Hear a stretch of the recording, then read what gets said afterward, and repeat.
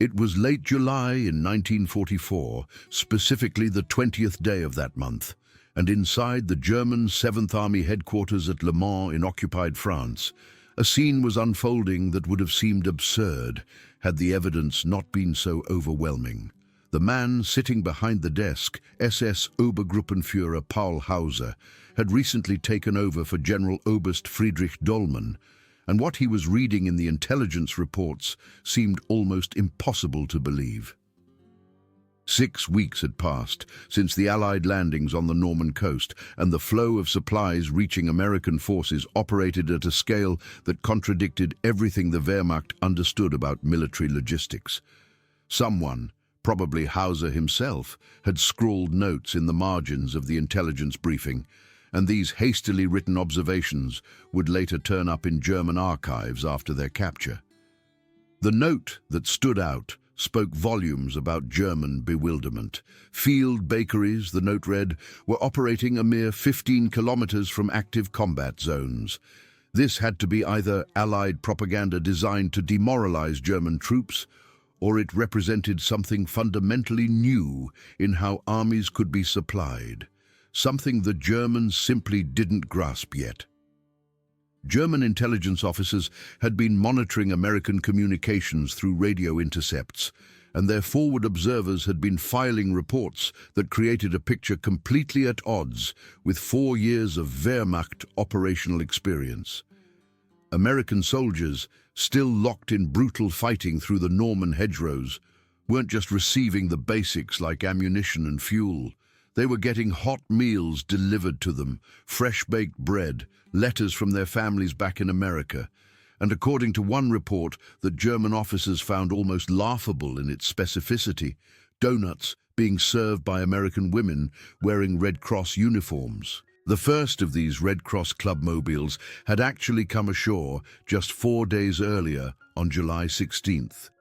These were trucks that had been converted for the specific purpose of serving refreshments, and they were staffed by women who had volunteered for the duty.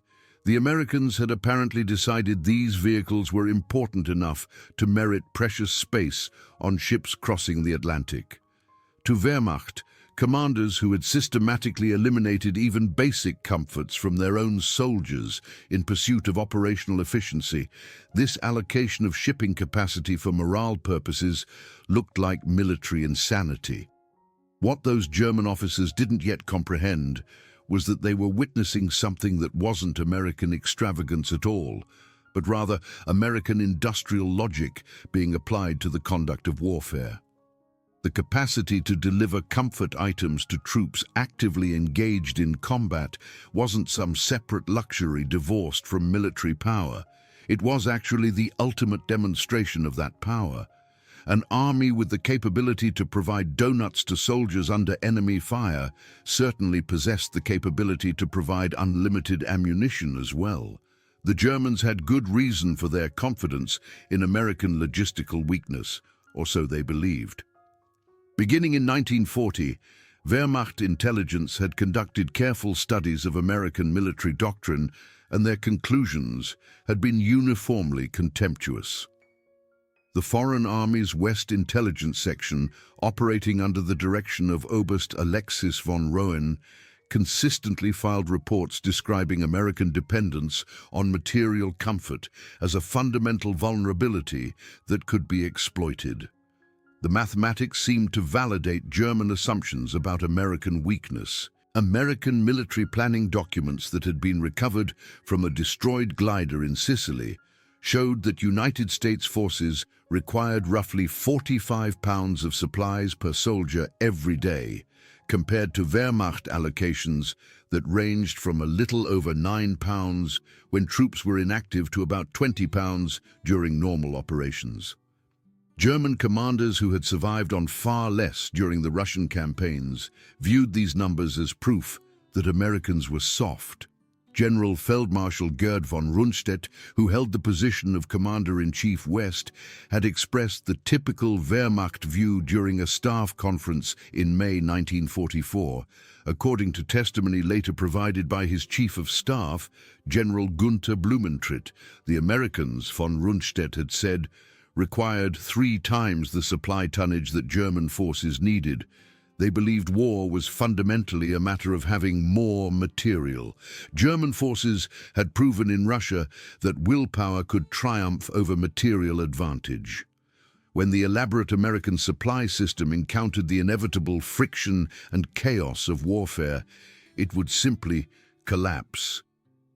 This wasn't just propaganda meant for public consumption. It reflected genuine German military philosophy that had been developed through years of operational experience.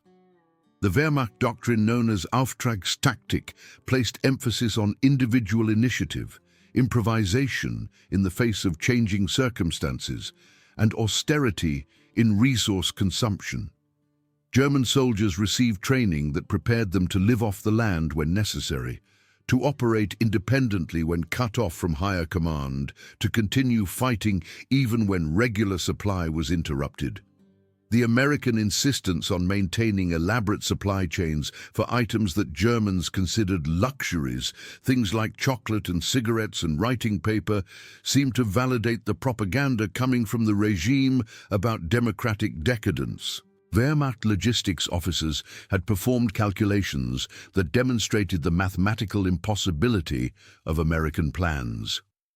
According to documents captured from German headquarters, Major Heinrich von Stülpnagel, who served on the supply staff of Army Group B, had presented analysis showing that supplying 12 divisions across open beaches without established port facilities would require 8,400 tons daily. No military force in recorded history had achieved even half this tonnage without access to established ports, and the Americans were claiming they would accomplish this while under enemy fire. The conclusion was clear. It was mathematically impossible. What German intelligence had failed to understand was the sheer scale of American preparation for the invasion.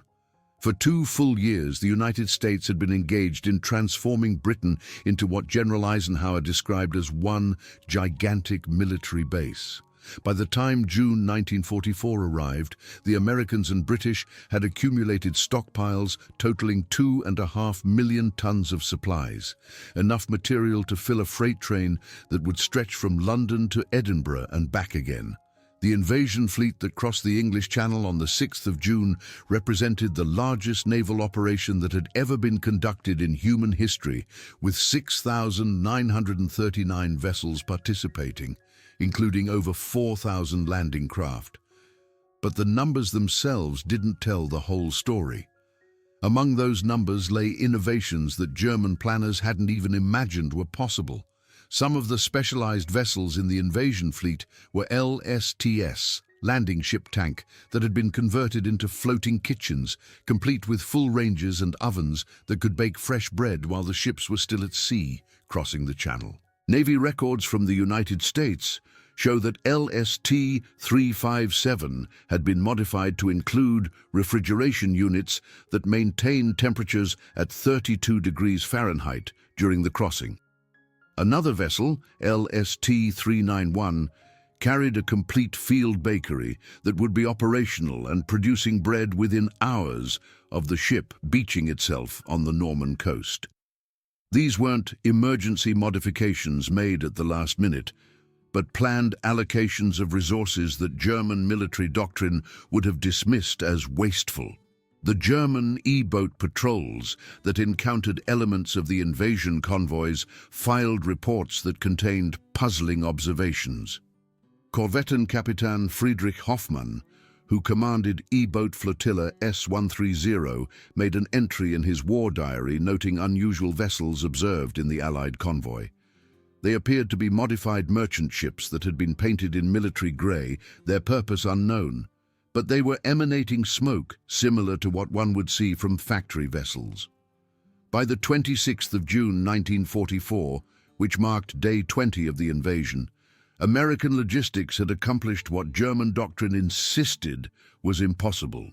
Despite ongoing combat operations and without control of a single major port facility, the Americans were landing an average of 15,000 tons of supplies daily across the Normandy beaches. For context, the entire German Army Group B operating in France was receiving 8,000 tons weekly. Records from the Quartermaster Corps show that by this date, mobile bakeries had been established and were operational at both Omaha and Utah beaches, with each installation producing 60,000 pounds of fresh bread every day. This wasn't the hard biscuit that German troops had learned to subsist on, but actual fresh white and whole wheat bread, baked during the night and distributed while still warm to forward units. German intelligence officers found themselves unable to reconcile what their observers were reporting with what they understood about military logistics. Hauptmann Franz Gochel, who served as intelligence officer with the 352nd Infantry Division, sent a report to his superiors on the 28th of June that was later found in captured documents from his headquarters. American soldiers in forward positions, he reported, were receiving packaged meals that included canned meat, vegetables, crackers, candy, and cigarettes. Each individual meal contained more variety than German troops had seen in months of campaigning. The Americans were discarding half-eaten rations that German soldiers would have considered feast items. The speed at which the Americans established their supply infrastructure defied all Wehrmacht experience. By the 30th of June, American forces had landed 71,000 vehicles, 448,000 tons of supplies, and had established 97 supply dumps distributed across the beachhead. When Germany had invaded Norway in 1940, conducting operations against minimal opposition and utilizing captured ports, it had required 3 full weeks to achieve comparable tonnage levels. German dismissal of American logistics capabilities extended to the artificial harbors that became known as mulberries. Wehrmacht intelligence had identified components being constructed in British ports through aerial reconnaissance photography, but the German naval assessment of these components had been contemptuous of their utility. Admiral Friedrich Rüger, who served as Rommel's naval advisor, had briefed Army Group B on the 20th of May about the possibility that the Allies might attempt to construct artificial harbors, according to his post-war memoirs. The concept was theoretically possible, Rüger had said, but practically limited in what it could achieve. Atlantic storms and channel tides would restrict any temporary structure to minimal capacity. German estimates put maximum throughput at 1,000 tons daily under ideal weather conditions. By the 18th of June, the American Mulberry A at Omaha Beach had become operational and was initially handling 3,000 tons daily before ramping up to 7,000 tons, 7 times what the Germans had estimated was even possible. The harbor consisted of 600,000 tons of concrete formed into caissons, 180,000 tons of steel, and floating roadways that could accommodate 2,000 vehicles every day. German observers were stunned by what they witnessed. Oberst Hans von Luck, whose 21st Panzer Division operated in areas where they could observe the British Mulberry B, later wrote in his memoirs about watching through field glasses as an entire harbor materialized from nothing. Ships unloaded directly onto floating roads that adjusted automatically with the tides. Trucks drove from ship to shore without stopping. In 1 week, the Allies had created port facilities that exceeded the capacity of many established French harbors that had been built over decades or even centuries. The psychological impact was immediate and profound. The mulberries represented not just logistics capability, but engineering dominance on a scale the Germans couldn't match. If the Americans could construct harbors from nothing in a matter of days, what couldn't they accomplish given time and resources? The 16th of July in 1944 marked a watershed moment in the history of military logistics, a moment that German commanders would later identify as psychologically devastating in its implications. This was the day the first Red Cross Club Mobile arrived on French soil. The vehicle, which had been nicknamed Daniel Boone by its crew, landed at Utah Beach and within hours was serving fresh donuts and hot coffee to combat troops operating in the area. German intelligence officers initially dismissed reports about women serving refreshments near the front lines as obvious propaganda. Oberst Friedrich von Mellenthin, who served as intelligence officer with Panzer Group West, made a note in his assessment dated the 20th of July, stating that reports of American women operating mobile canteens in combat zones were either deliberately false or indicated a level of command incompetence that endangered civilian personnel. But the reports were entirely accurate. Within 1 week of the first Clubmobile arriving, 12 of these vehicles were operating across the Normandy region. These were GMC trucks that had been specially modified to include donut-making equipment, coffee urns, and serving windows, and they could produce 2,000 donuts and 500 gallons of coffee in a single day. The 3-woman crews operating these vehicles worked within range of German artillery, following combat units as they advanced toward the enemy. Letters written home by American soldiers that were captured by German intelligence after battles revealed the impact these Clubmobiles were having on morale. Private James Morrison of the 4th Infantry Division wrote a letter home to his mother on the 22nd of July. A letter that was found on his body after he was killed in the battle for St. Lo. "You won't believe this, Mom," he had written, "but yesterday I had fresh donuts and real coffee served by American girls, just like being at the corner shop back home. We were maybe 5 miles from the front lines. The Germans were shelling the road behind us while these girls joked around and served donuts like it was a church social back in the States."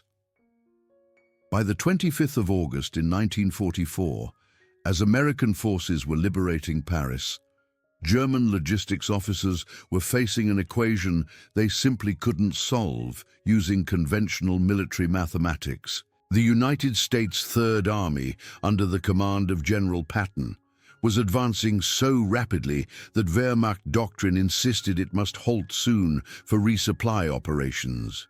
German experience gained from campaigns in Russia had proven that mechanized forces couldn't operate more than 200 miles from their supply bases without requiring an operational pause to allow supplies to catch up. General der Panzertruppe Heinrich Eberbach sent an assessment to OKW, the Oberkommando der Wehrmacht, on the 24th of August that was later found in captured German archives. American spearheads, he noted, were 400 miles from their beaches. By every calculation available to German planners, they must halt within 48 hours to allow for supply accumulation. Their fuel consumption alone exceeded any possible delivery capacity that could be maintained over such distances. 24 hours later, German reconnaissance units were reporting something that had no precedent in their experience. An endless stream of trucks was moving along designated one-way highways, operating around the clock without pause. The operation that became known as the Red Ball Express had begun, and it would fundamentally shatter German understanding of what was logistically possible in modern warfare. The verified statistics of the Red Ball Express operation defied German comprehension of what truck transport could achieve. Nearly 6,000 trucks, operated by 23,000 drivers, delivered an average of 12,342 tons of supplies daily, with the peak achieved on the 29th of August. The trucks ran constantly on a 700-mile round-trip route, with drivers being changed out like relay racers and vehicles being serviced while they continued rolling forward. According to Transportation Corps records, 75% of the drivers were African-American soldiers, segregated into separate trucking companies, but proving absolutely essential to Allied victory in Europe. These units maintained a tempo that German logistics officers had calculated as mathematically impossible to sustain. Trucks were averaging 240 miles per day, with drivers operating on just 4 hours of sleep between shifts. German logistics doctrine, which had been refined through years of continental warfare across Europe, established clear mathematical limits for what military operations could achieve at various distances from supply bases. Wehrmacht tables that were captured at various headquarters showed their standard calculations. A mechanized division required 300 tons of supplies daily when engaged in combat operations, 100 tons when remaining static in defensive positions. Delivery capacity decreased by 30% for every 100 kilometers of distance from supply bases. Beyond 300 kilometers from those bases, sustained offensive operations became mathematically impossible to support. The Americans were shattering every single one of these carefully calculated assumptions. By September 1944, they were delivering 20,000 tons daily to forces operating 500 miles from the invasion beaches. A single American armored division was consuming 750 tons daily and receiving every bit of it. The First Army alone was burning through 800,000 gallons of gasoline every day, which exceeded the weekly allocation for the entire Wehrmacht Western Front. General Major Fritz Bayerlein, who commanded what remained of Panzerlehr Division after weeks of combat, made a bitter assessment in a letter to his wife that was found after his capture. "We are not fighting soldiers anymore," he wrote, "but an industrial process. They do not defeat us in battle. They overwhelm us with trucks." September 1944 brought reports that German engineers simply refused to believe were physically possible. American forces were constructing fuel pipelines that ran from the invasion beaches directly to their advancing armies. The pipeline under the ocean, known as PLUTO, and its extensions across land seemed like pure fantasy to Wehrmacht officers who struggled daily to maintain even basic fuel supplies to their frontline units. The first Pluto line became operational on the 22nd of September, initially delivering 56,000 gallons daily to the port at Cherbourg. By October, with multiple lines now operational, daily delivery had reached 300,000 gallons. By March of 1945, the system would achieve its full designed capacity of 1 million gallons daily, a volume that exceeded the fuel consumption of entire German army groups. The psychological impact on German defenders was absolutely devastating to morale. Oberst Hermann Balck, who was considered one of Germany's finest tactical commanders, made a comment during his post-war interrogation that captured the hopelessness German officers felt. "When we learned that the Americans were pumping fuel directly from England to their tanks in France, we knew the war was lost. You cannot defeat an enemy who has eliminated geography as a limiting factor in warfare." Nothing demonstrated the extent of American logistic supremacy more dramatically than what happened on Thanksgiving Day in 1944. With American armies stretched in a line running from Holland all the way to Switzerland, the Quartermaster Corps attempted something that had never been done before in military history.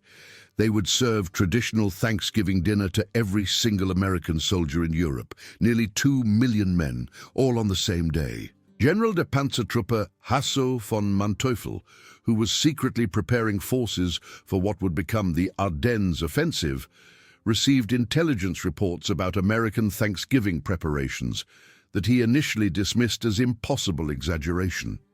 His intelligence summary for the 20th of November, which was discovered among captured documents, stated that American forces claimed they would serve complete turkey dinners simultaneously to all units. This was dismissed as propaganda. Special refrigerated trains and trucks maintained the cold chain necessary to transport perishable food from ports all the way to front lines. On the 23rd of November 1944, American soldiers sitting in foxholes facing the Siegfried Line ate turkey with stuffing, mashed potatoes, cranberry sauce, and pumpkin pie. Units that were under sporadic German artillery fire received hot meals delivered to their positions. The 30th Infantry Division, which was holding defensive positions near Aachen, received complete dinners despite ongoing German shelling of their area. The psychological warfare value was unintentional but absolutely devastating to German morale. Captured American soldiers who were interrogated after Thanksgiving consistently mentioned the holiday meal during their interrogations, inadvertently revealing the extent of American supply capabilities to increasingly demoralized German interrogators who were struggling to find food for their own troops. The winter of 1944 to 1945 proved to be the coldest winter experienced in 50 years across Europe. German commanders, remembering how Wehrmacht forces had collapsed during Russian winters when adequate winter equipment wasn't available, expected American soldiers to suffer similarly from the extreme cold. The Ardennes offensive was planned partly based on the assumption that American forces would be unable to rapidly supply adequate winter equipment to exposed units. Instead, the Americans launched emergency supply operations that delivered 2 million complete sets of winter clothing in just 3 weeks. The shipment included innovations that were completely unknown to German forces. There were layered clothing systems designed for extreme cold, shoe packs with removable felt liners, sleeping bags that were rated to function at -30 degrees Fahrenheit, and portable squad stoves that could provide heat in forward positions. General der Infanterie Baptist Knies, who commanded the 85th Corps, sent a report to Army Group B in December 1944 that was later found in captured records. American troops encircled in Bastogne were receiving supplies dropped by air despite being completely cut off by German forces. The containers being dropped included medical supplies, ammunition, winter clothing, and even mail from home. Meanwhile, German troops supplied from their own depots located nearby lacked even basic winter equipment. The Bastogne airlift operation demonstrated American logistics flexibility in a way that stunned German observers. C-47 transport aircraft dropped 1,446 tons of supplies in 8 days to the surrounded 101st Airborne Division holding the town. The supply containers used color-coded parachutes to identify their contents. Red parachutes indicated ammunition, blue-marked medical supplies, yellow identified food containers, and white-marked winter clothing. The precision and volume of this air supply operation exceeded the total German airborne resupply capabilities available for the entire Western Front. March of 1945 brought the Rhine crossing operations, Germany's last major natural barrier against Allied advance into the heart of the country.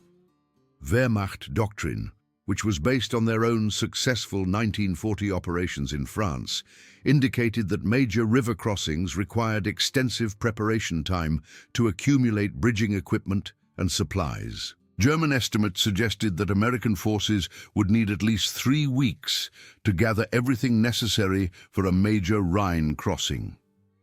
General Oberst Johannes Blaskowitz informed OKW on the 1st of March that the Rhine barrier would provide desperately needed time to reorganize German defenses.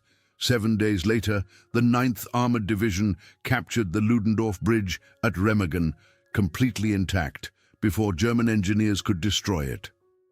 Within 24 hours of its capture, American engineers had reinforced the damaged structure and were running 1,000 vehicles per hour across the bridge.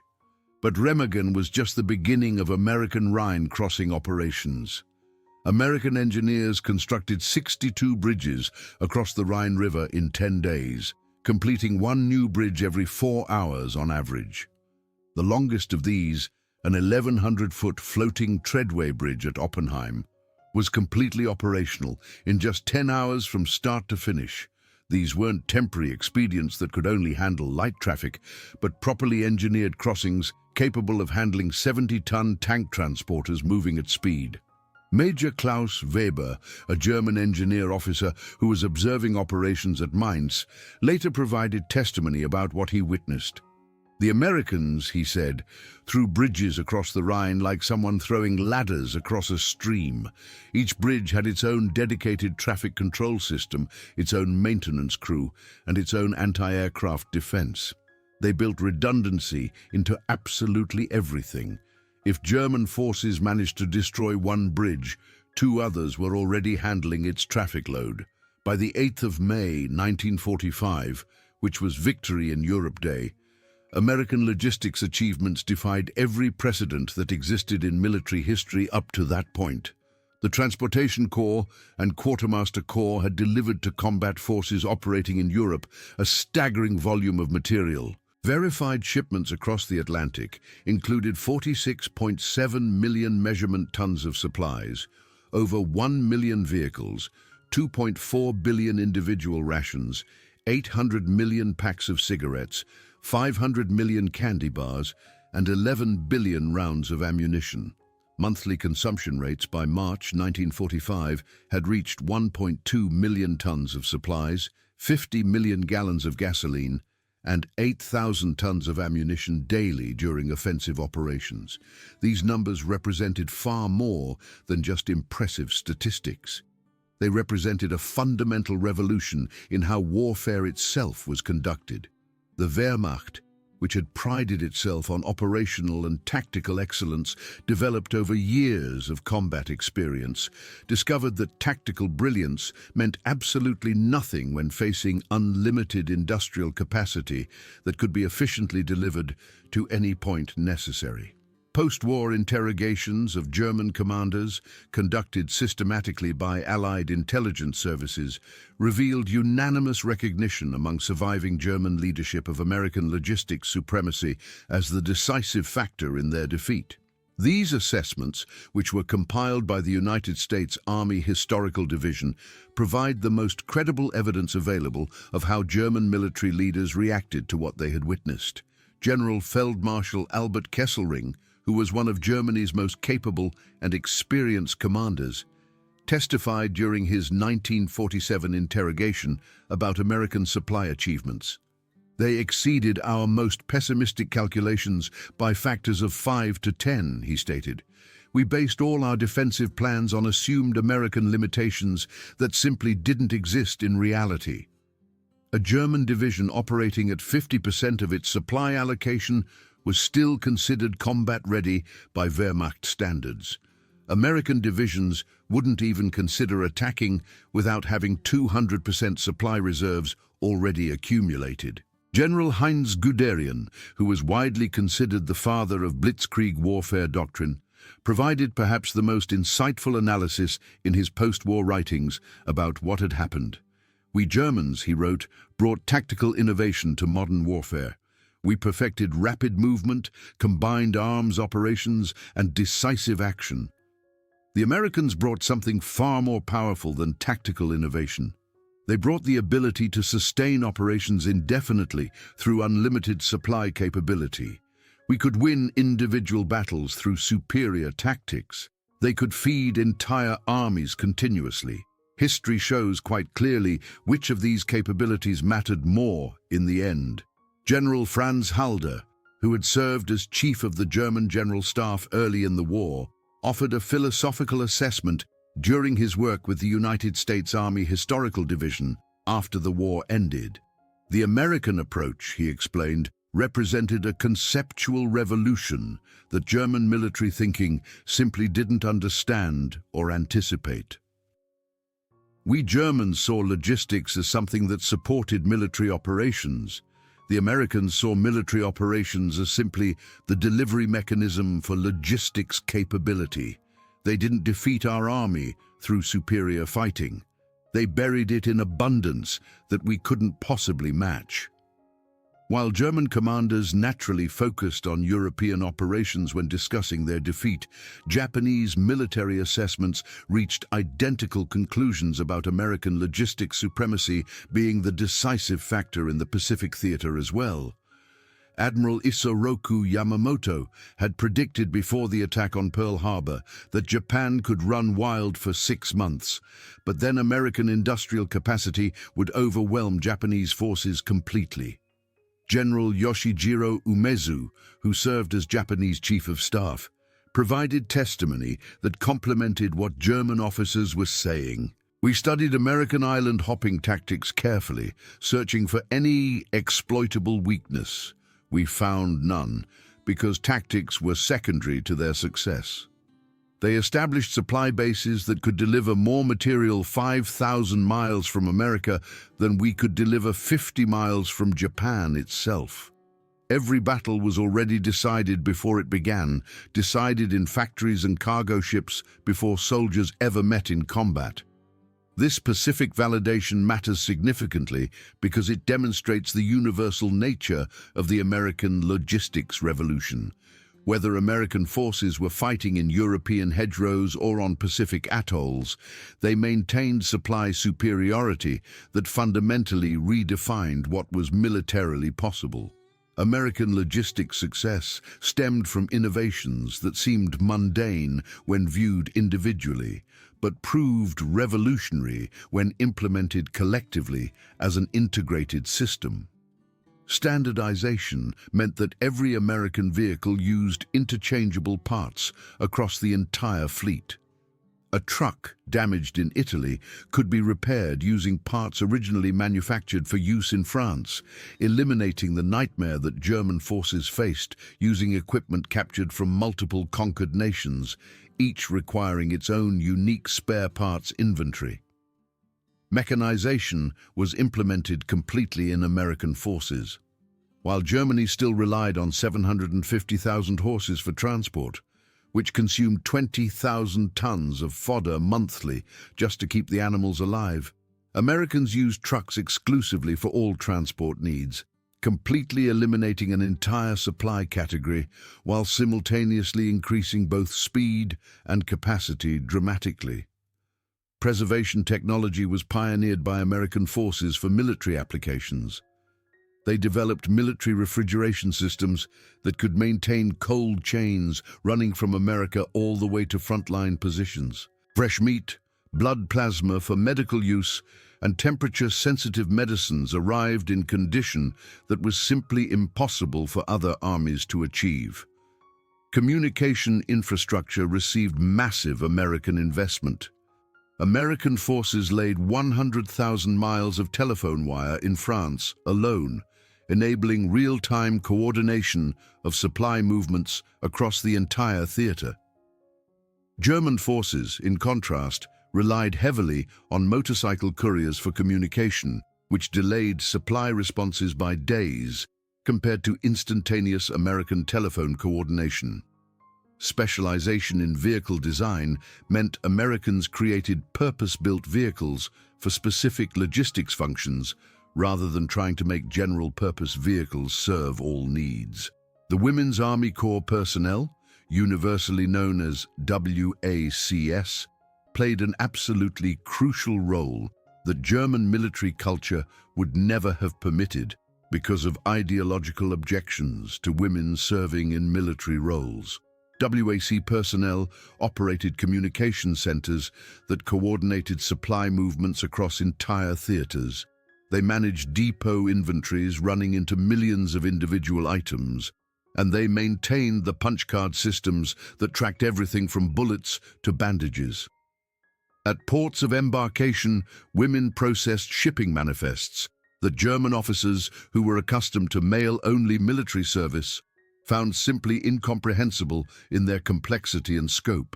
Lieutenant Colonel Eleanor Hilliard, who commanded WAC forces in the European theater, commanded more personnel than most German regiment commanders controlled.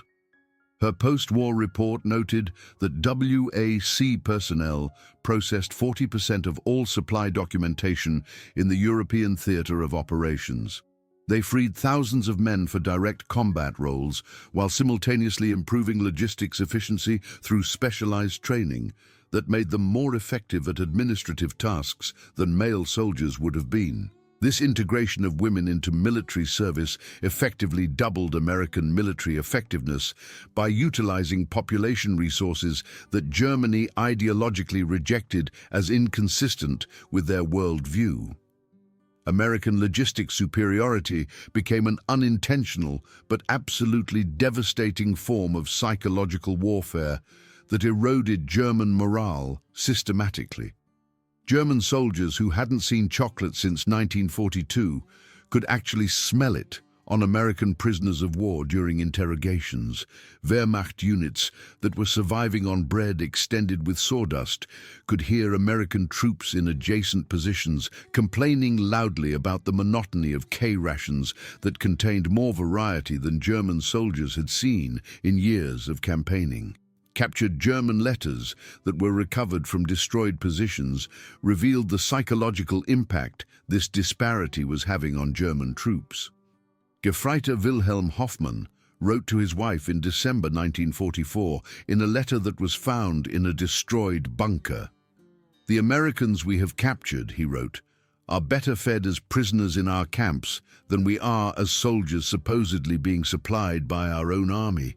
They casually throw away half-eaten chocolate bars as if they were garbage. We have seen them use white bread for cleaning their rifles because it's so abundant they don't value it. We are not fighting another army. We are fighting the entire wealth of America itself, and there is no possibility of victory against such disparity." This demoralization extended all the way up to German commanders at the highest levels. General der Infanterie Hans Schmidt testified in 1947 during post-war interrogations that his soldiers had fought courageously despite facing overwhelming odds in every engagement. But when they discovered that Americans were receiving ice cream and regular mail delivery from home, while German forces lacked even ammunition and basic medical supplies, morale simply collapsed. You cannot maintain fighting spirit among troops when facing such enormous disparity in how soldiers are being treated and supplied. German officers, who had directly witnessed American logistics capacity in action during the war, weren't at all surprised when the Marshall Plan was announced in 1947 for European reconstruction. They had personally observed American capability to deliver unlimited resources across impossible distances under combat conditions. The nation that could supply multiple armies across thousands of miles of ocean could certainly rebuild an entire continent if it chose to apply those same capabilities to peaceful purposes. General Lucius Clay, who served as military governor of the American occupation zone in Germany, employed former Wehrmacht logistics officers to help manage German reconstruction efforts. Their direct experience with American supply methods during the war proved invaluable for reconstruction planning. Colonel Hans von Greifenberg, who had served as former Chief of Staff to Army Group Center during the war, worked directly with American administrators after the war, and later noted that Americans applied exactly the same logistics principles to peace that had won them the war. Standardization, mechanization, communication infrastructure, and abundance. The Marshall Plan was simply military logistics capability redirected from destruction to civilian reconstruction. When North Korea invaded South Korea in June 1950, American forces initially struggled tactically in the early weeks of combat. But within just a few weeks of the war beginning, American logistics dominance reasserted itself in ways that looked very familiar. Former Wehrmacht officers, who were now serving as NATO advisors, observed the exact repetition of patterns they had personally witnessed during 1944 to 1945 in Europe. General Adolf Heusinger, who had served as Wehrmacht operations chief during the war and then became chairman of the NATO Military Committee, made an observation about Korea. In Korea, he noted, the Americans demonstrated once again that modern warfare is won primarily by supply superiority rather than tactical excellence. They delivered more tonnage to the port of Pusan in 3 months than Germany had managed to deliver to Stalingrad over 2 years of trying. Communist forces might win individual battles through tactical skill, but they cannot possibly match American logistics capability over any sustained period. Harvard Business School began studying World War II American military logistics operations during the 1960s as the foundation of what would become modern supply chain management theory. Professor Theodore Levitt identified direct lineage running from military innovations developed during the war to business practices that would dominate global commerce. Containerization, just-in-time delivery systems, computerized inventory management, and total quality management all originated in American military logistics development between 1941 and 1945. Despite being allies during the war, Soviet commanders were equally stunned by American logistics capabilities when they observed them directly. Marshal Georgy Zhukov, who personally received American Lend-Lease supplies throughout the war, wrote in classified memoirs that were only released after 1991 about what impressed him most. The Americans, he wrote, delivered 500,000 vehicles to us, which was more than our entire domestic production for the entire war. But even more impressive than the vehicles themselves was their delivery system. They shipped from Detroit to Vladivostok to Moscow with precision that we couldn't achieve shipping from Moscow to Stalingrad, which was our own territory. Marshal Ivan Konev was considerably more blunt in private correspondence that was later discovered. "If we ever fight America directly," he wrote, "we will not face their army as our primary opponent, but their factories.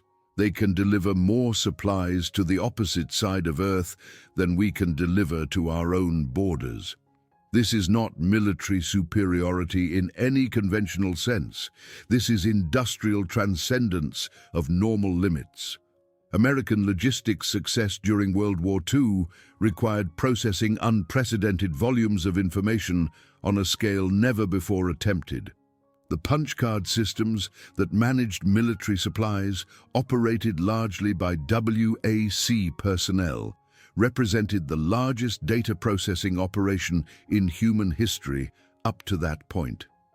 IBM machines tracked millions of individual items from the factory where they were produced all the way to the foxhole where they were consumed. Every bullet, every bandage, every boot was coded, counted, and tracked through the entire supply chain. This military requirement for information processing drove computer development in ways that would define the entire post-war era. Thomas Watson Jr., who was IBM president and had served as an Army Air Forces officer during the war, stated explicitly that military logistics requirements created both the market and the technology foundation for business computing. The information age, he said, began in quartermaster depots during World War II, not in university laboratories. To understand just how revolutionary American logistics capability was, consider the comparison between Normandy supply statistics and previous large-scale military operations. During the German invasion of France in 1940, German forces averaged 3,000 tons daily across established rail networks that already existed, and they still experienced a supply crisis by day 20, despite being able to utilize captured French stockpiles. Horse-drawn supply columns that the Germans relied on averaged 12 miles of movement daily. American operations in Normandy during 1944 averaged 15,000 tons daily across open beaches without any port facilities, maintained continuous expansion through day 90 of operations, and motorized supply columns averaged 240 miles daily. This represented a 5-fold increase in tonnage delivery, combined with a 20-fold increase in delivery speed, which created an operational tempo that Germany simply couldn't match using their existing logistics system. Field Marshal Bernard Montgomery, who was often quite critical of American tactical methods during the war, delivered what might be considered the definitive assessment in his memoirs written after the war. American logistics, he wrote, was a war-winning weapon more decisive than any secret weapon Germany managed to develop. They could execute virtually any strategy because they could supply any operation they chose to undertake.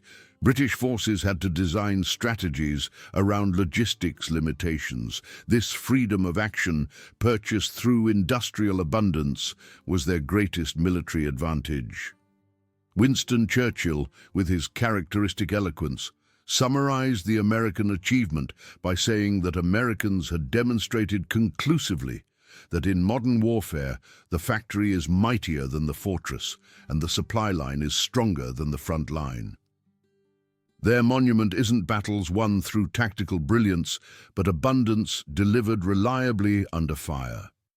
Charles de Gaulle, who was always protective of French military honor and French contributions to victory, still acknowledged that Americans conquered not through superior generalship, but through superior supply capability. This is perhaps even more impressive than tactical excellence, he noted, because anyone can learn tactics through study and practice, but who can possibly replicate such enormous industrial capacity? The American logistics revolution permanently transformed warfare in ways that continue to the present day. Every military force since 1945 has faced exactly the same fundamental challenge. Either match American supply capabilities or accept strategic inferiority as a permanent condition. The Gulf War, operations in Afghanistan, the Iraq War, all demonstrated the same essential pattern that was established in 1944. American forces might face tactical challenges in specific battles, but logistics supremacy ensures strategic victory over any sustained period. When Operation Desert Storm delivered 500,000 troops to Saudi Arabia, and those troops were better supplied than Iraqi forces operating in their own country, it was simply the World War II logistics revolution refined and updated with new technology, not replaced with something fundamentally different. When American forces in remote Afghan outposts received complete Thanksgiving dinners in 2001, they were benefiting directly from systems that had been pioneered on Normandy beaches nearly 60 years earlier. On March 7, 1984, which marked the 40th anniversary of Remagen Bridge capture, American and German veterans gathered together at the bridge site for a commemoration. Former General Major Rudolf Langhauser, who had commanded the bridge defenses in 1945, stood alongside former Captain George Gibbs, whose company had rushed the span and captured it intact. Langhauser, who was 75 years old by then, made a remarkable admission to his former enemy. "We prepared carefully for American tanks," he said, "for American artillery, for American aircraft. We didn't prepare adequately for American abundance. Your logistics defeated us before your soldiers ever arrived at our positions. Any army that could deliver ice cream to frontline troops while we lacked bandages for our wounded, such an army simply cannot be defeated by conventional military means." Gibbs, who was 73, responded with typical American pragmatism. "General," he said, "we figured that any soldier who was being asked to die for his country deserved at least a good meal first." It turned out that well-fed soldiers fight considerably better than hungry ones. That's not ideology, that's just practical reality. The two men shook hands across the memorial, former enemies now united in recognition of a truth that transcends nationality. In industrial age warfare, supply superiority is military supremacy. The American genius wasn't inventing new ways to fight battles, it was inventing new ways to deliver everything needed to fight. They hadn't revolutionized combat tactics. They had revolutionized the entire nature of military competition itself. The German officers who lived through the experience, who had dismissed American logistics capabilities in 1943 with contempt, became the most eloquent witnesses to American capability by 1945. They had learned, through devastating personal experience, a fundamental truth about modern warfare. In the industrial age, logistics capability doesn't merely support military power as an auxiliary function. Logistics capability is military power in its most essential form. Everything else, as the saying goes, is just a matter of supply.